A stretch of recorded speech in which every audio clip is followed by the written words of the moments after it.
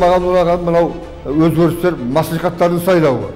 Мәслихаттардың сайлауының негізінен мажоритарлық жүйеге баруы. Өйткені халық өзінің депутаттарын танымай қалды, білмей қалды, кімнен сұрағанын білмей қалды. Сондықтан да осындай мәселелерді мен қысқаша түрде айтқан уақытта осының барлығы өмірден алынған қазіргі заманауи талапқа сай ғой деп ойлаймын.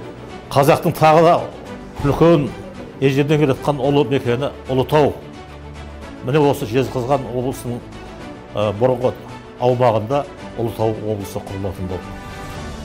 Алматы облысының орталығы болып Қапшағай қаласы белгіленді.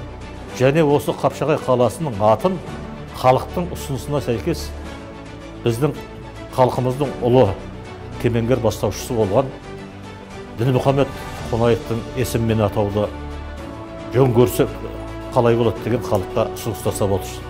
Мұны депутаттар ду қол шапалақпен қолдап қарсы алды.